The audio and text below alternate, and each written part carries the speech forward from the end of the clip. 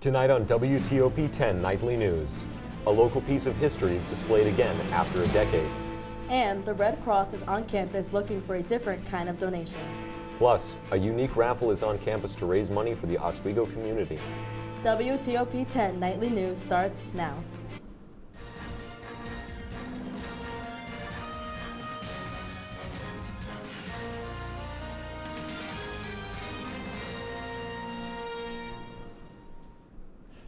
Good evening and thank you for joining us. I'm Ed Lundquist. And I'm Hazel Montalvo.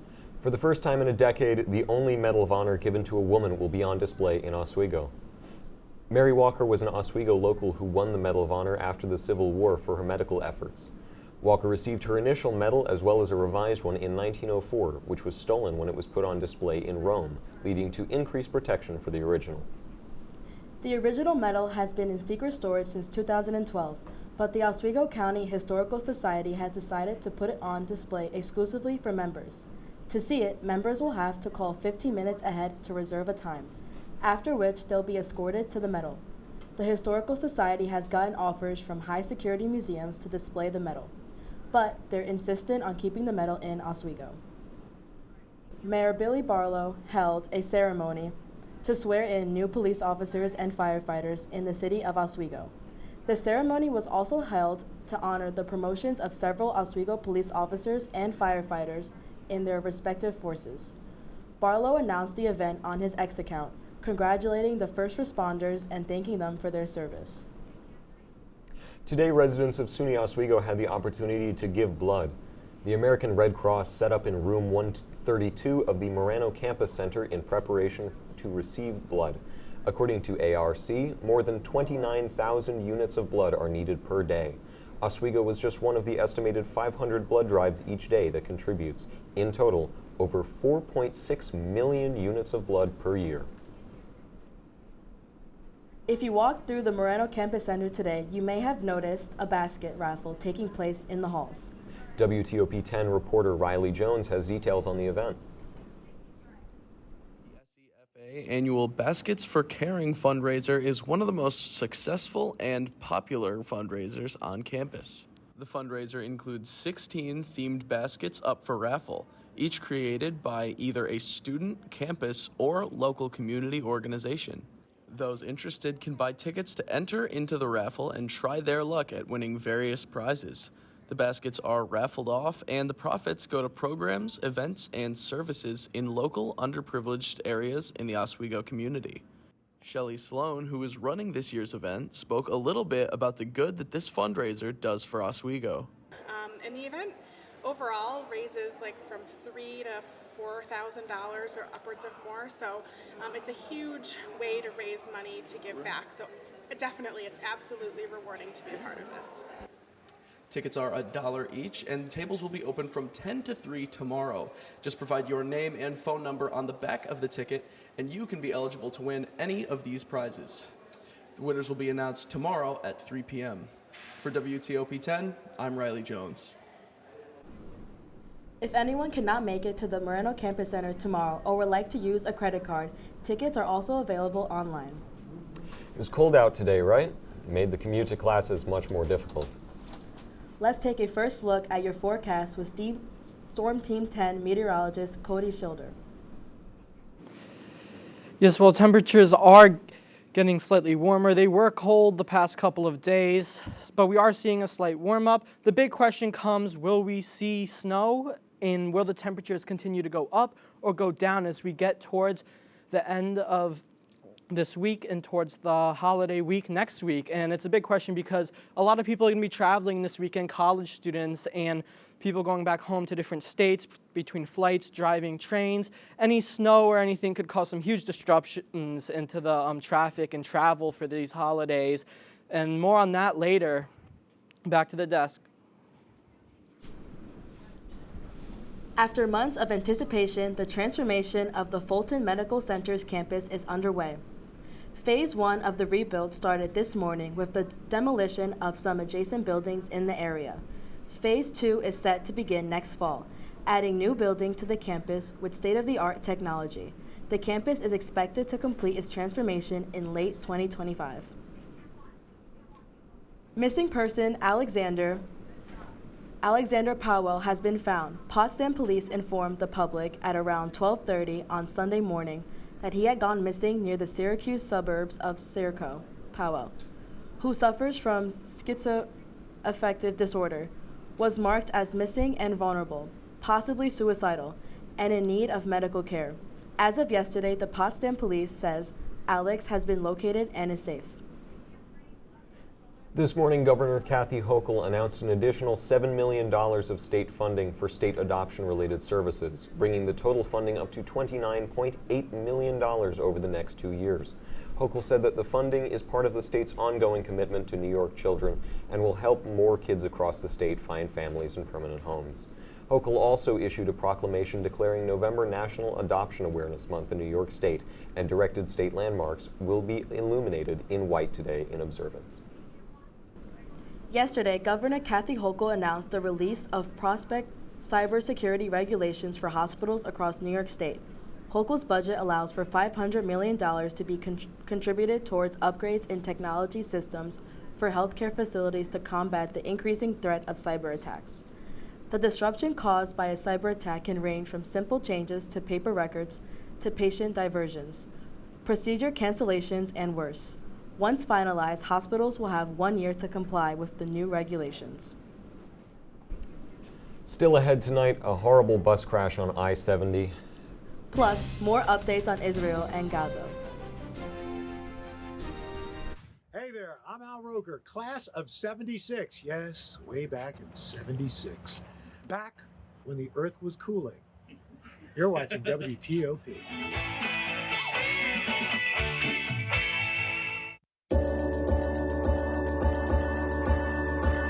The Kinda Late Show with Chloe and Anna.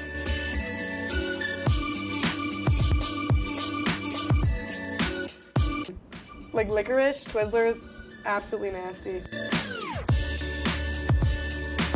The thought of turkey is just nauseating. I think you're wrong, is what I think. You think I'm wrong a lot of times. I do think you're wrong a lot.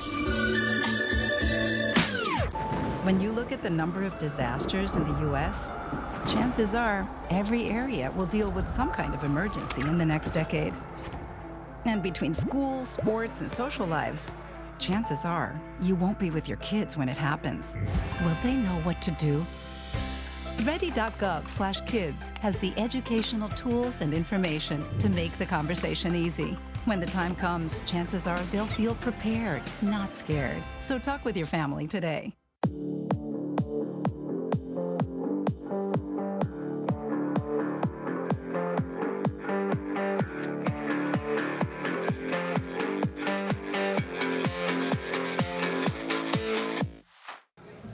Put the keys down, Kevin. But I'm gonna drive home. There are several warning signs present that you shouldn't be driving. I guess I have really been looking for love in this dating app. Yep, I'm definitely gonna call a ride home.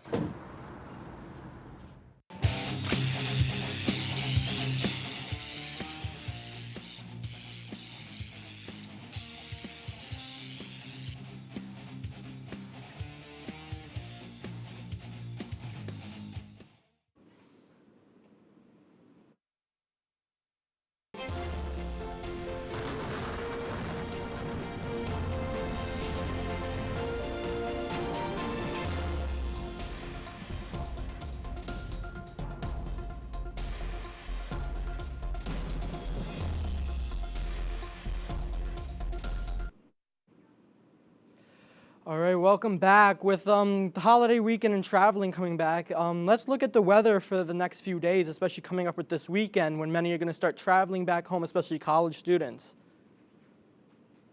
So current conditions right now in Oswego, currently it's 36 degrees. The wind is calm, don't got to worry about much of a wind chill. The dew point is 31 degrees. The pressure is high, so that means we're having nice weather. Don't have to worry about any rain, snow, any of that.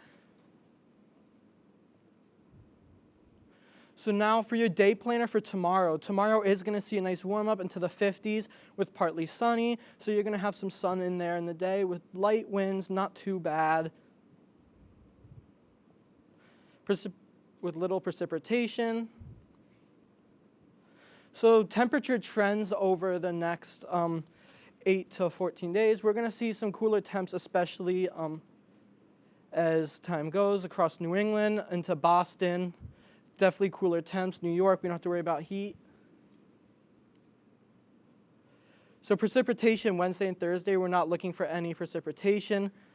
But as we get to Friday, we start to see that chance of precipitation go up into Saturday and even into Sunday, which is going to cause some problems, especially with college students traveling back and people going back home for the holidays. Now for the 7-day, the next couple of days are warmer than average, and we're also going to have some sun for the next couple of days, which is going to allow for some nice fun activities, some last chances to go outside and soak in the sun before we have a couple of days of rain and cooler temperatures. But luckily, there does not seem to be any chance for snow for this weekend, which is going to make traveling easier because we all know snow is not going to make traveling fun. By Monday and Tuesday of next week, we start to see the rain go away and sun come back out, but temperatures will remain cold still. Back to the desk.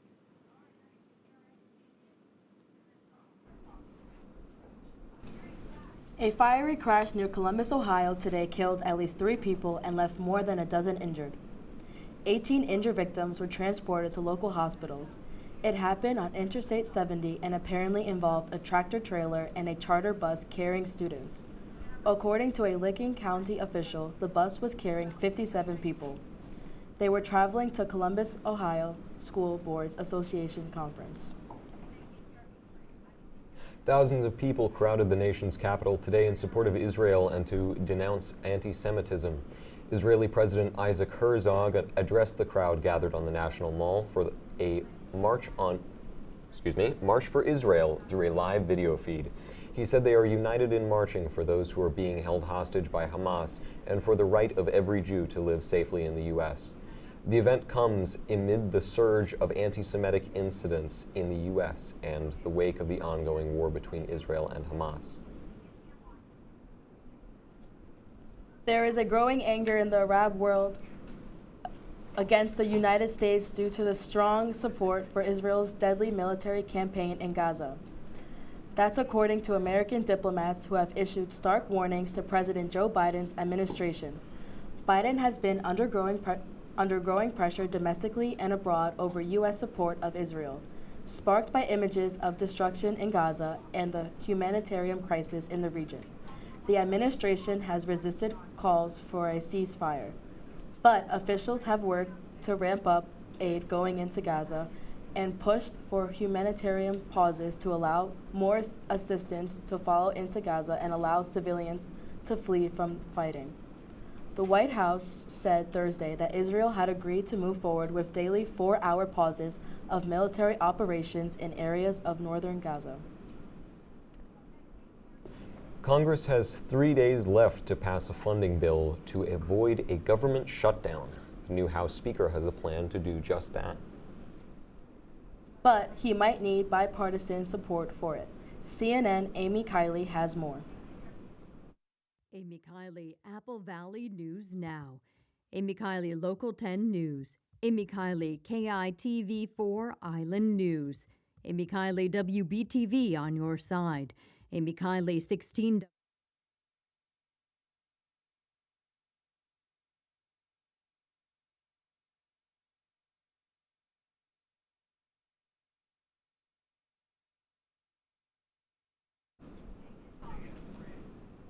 With the possibility of government shutdown just a few days away and the world amid war and chaos, pressure to pass the vote is on rise.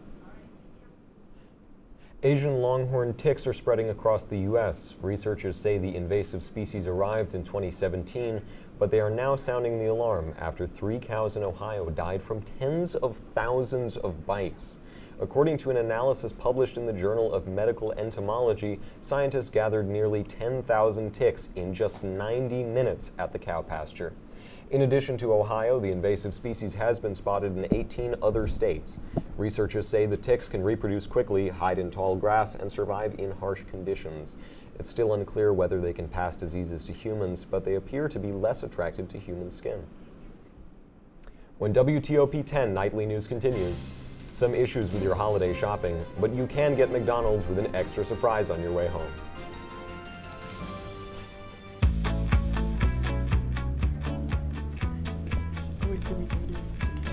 Eric.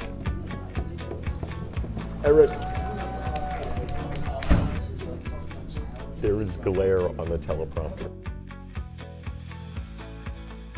Jill told me it was Kitty from Glee. Yeah, what is it? It's Al Roker.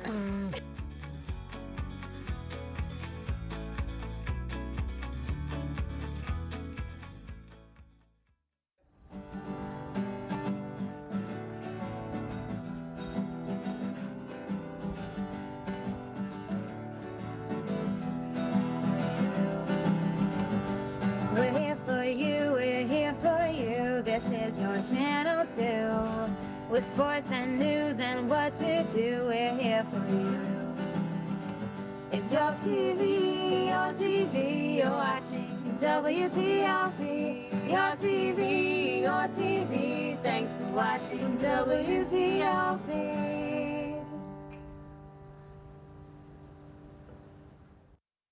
What's going on? Yeah, we go on at like 11:30. It's like No. What do you mean no? It's 10:30. 10:30? Yeah, it's 10:30. What do you mean it's 10:30? Hey, don't touch that. That's my ladder. Hey, man. Whoa. You know this book was already discounted 10%? Wow. Get a close up of that one. Matthew, Look at that. Can we go back inside? I want to sleep in the studio again.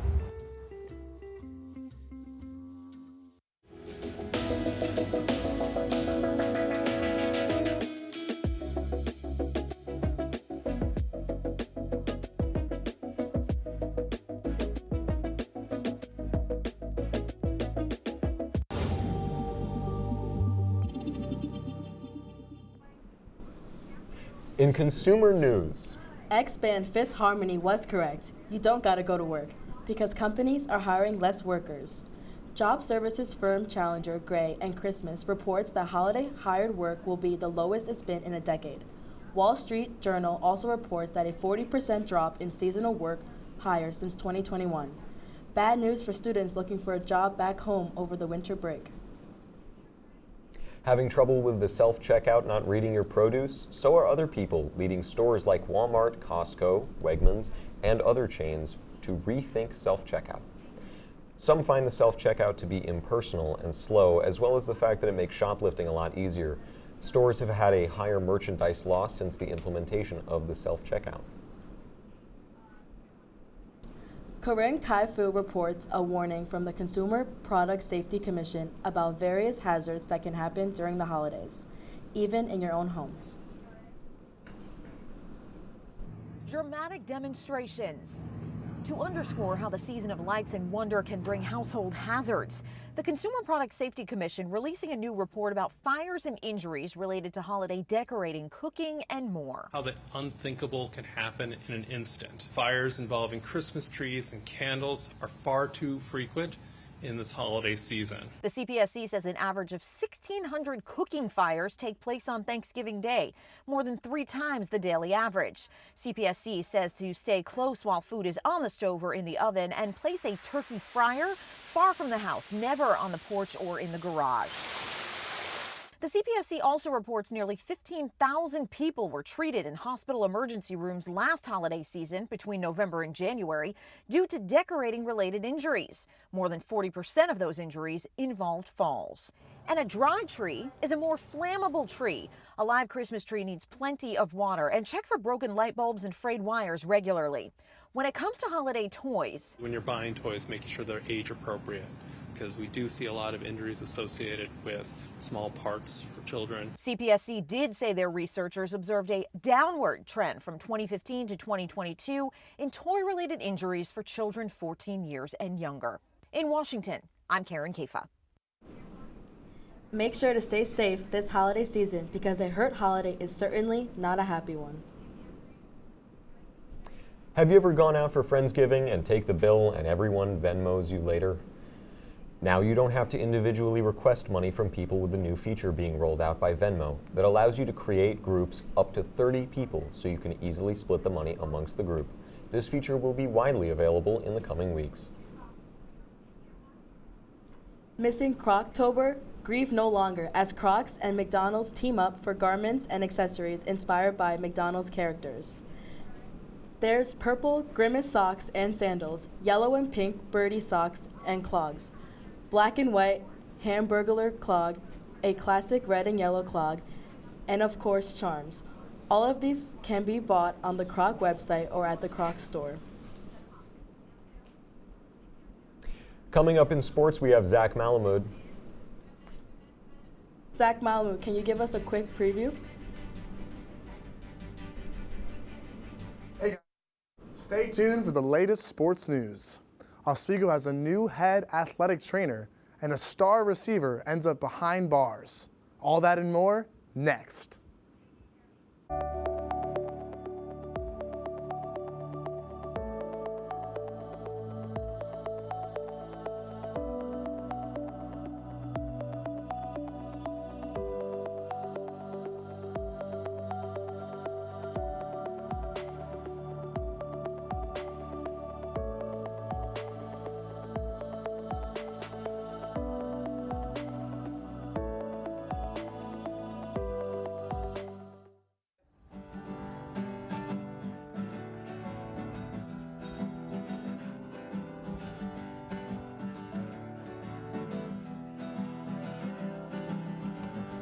We're here for you, we're here for you. This is your channel 2.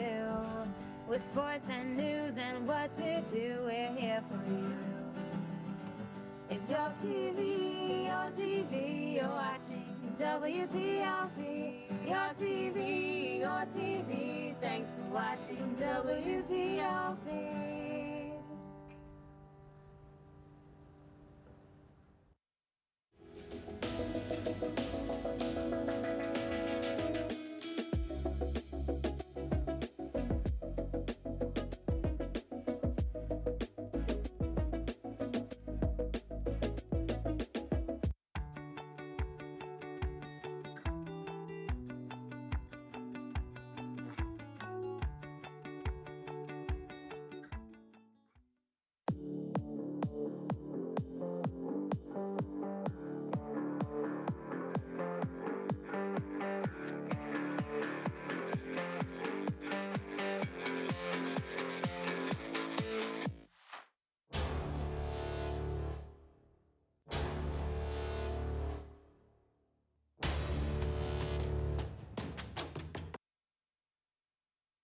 Back to WTOP. I'm your sports guy. Let's get right into it. SUNY Oswego has a new head athletic trainer. The former assistant, Elise Fitzsimmons, received the promotion she deserved. Assistant Vice President and Director of Intercollegiate Athletics, Wendy McManus, announced the promotion of Fitzsimmons to head athletic trainer effective immediately. Fitzsimmons was hired in 2012 as the Lakers' assistant athletic trainer after serving as the head athletic trainer at SUNY Cobleskill for 4 years. The East Rochester native is beyond thrilled to have received this promotion and plans to make the most of it. The Lakers men's hockey team will look to keep the good times rolling when they travel to SUNY Brockport to take on the Golden Eagles. Oswego has had a great start to the season and will look to reach 4 straight wins. The Lakers have played great on both sides of the ice, scoring an average of 4.4 goals per game while only allowing 2.4 goals per game. It's sure to be an exciting match. Puck drop is set for Saturday at 7 p.m. Monday is a day that Zay Jones wishes he could forget. Jacksonville's receiver was arrested Monday and charged with misdemeanor domestic battery after an argument with the mother of his child resulted in an injury to her neck. According to an arrest and booking report, per the arrest report, the woman said Jones became upset because she was planning on taking their child back to Orlando. Jones was released from Duval County Jail on Tuesday. The Jaguars have no further comments on the matter. The Cleveland Browns received some positive news earlier today. Browns All-Pro running back Nick Chubb underwent a second scheduled surgery Tuesday to repair ligament damage in his left knee. Cleveland announced that the surgery performed by head team physician James Voos, was a success, and Chubb's ACL was repaired. Chubb underwent his first surgery in September, where he repaired his medial capsule, meniscus, and MCL. The Browns reiterated that Nick Chubb should be able to return to the team sometime in the 2024 season. It took 2 field goal tries in the waning seconds of the game, but Will Lutz of the Denver Broncos was able to send a 36-yard field goal through the uprights and give his team a huge upset win over the struggling Buffalo Bills. The Broncos have now won 3 straight and 4 of their last 6 games, since falling to the Miami Dolphins 70-20. The Bills continue to struggle, having lost 4 of their last 6, while Josh Allen leads the league with 11 interceptions. Dallas Cowboy fans received some unfortunate news earlier today. Leighton Vander Esch, a star linebacker in the NFL, is out for the rest of the 23 season with a neck injury. Vander Esch was eligible to come off injured reserve this week, but he still showed lingering symptoms from the original neck injury that he suffered against the 49ers. He has a history of neck issues from past seasons, so this is not a good sign. The linebacker's future in the NFL is uncertain. Remember Chili's famous baby back ribs jingle? Well, it's making a comeback. The chain has hired R&B group Boys to Men to sing an updated version in a new campaign advertising it. It's a nod to the misconception that many people thought the group recorded the original single. The song was last used in the mid-2000s. Chili's says the latest version doesn't stray too far from the original. So, yeah, guys, be sure to check out the Lakers on Saturday at 7. It's sure to be a great hockey game, and I mean, if you're still here, I know everyone's going home for break, but if you're able to make it, you should definitely go to that game. And Luke, I'm so sorry for misintroducing you. That is totally my bad. Hey, man. Sorry. It's all good. It's been a rough week already. We're all struggling. Final weather? All right, the next 2 days are going to look nice and sunny with temperatures in the 50s, which is going to be perfect to go out and finish any last-second chores outside, such as raking leaves and getting ready for snow when it comes in the next couple of weeks. Are you guys ready for snow? No. Not really. Not up here, no. It's just gonna happen. Not looking forward to it. We kind of have to accept it. But. Thank you all so much for watching, and have a great night. Thank you.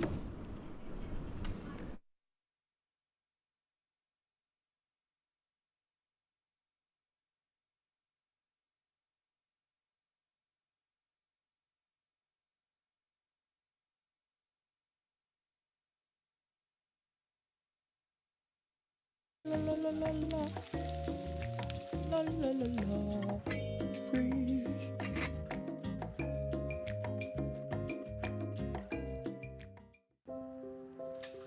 I want to eat apples and bananas. I need to eat apples and bananas.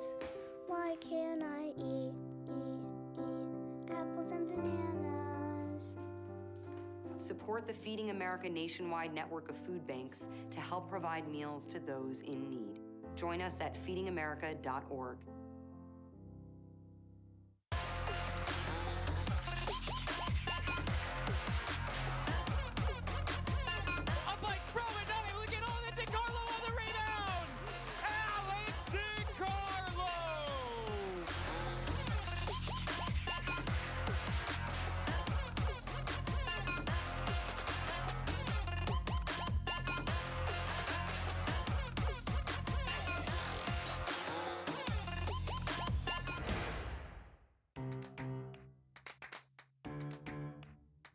We'll deep dive into our feelings in our Real Talk segment. Stay tuned because it's about to get real.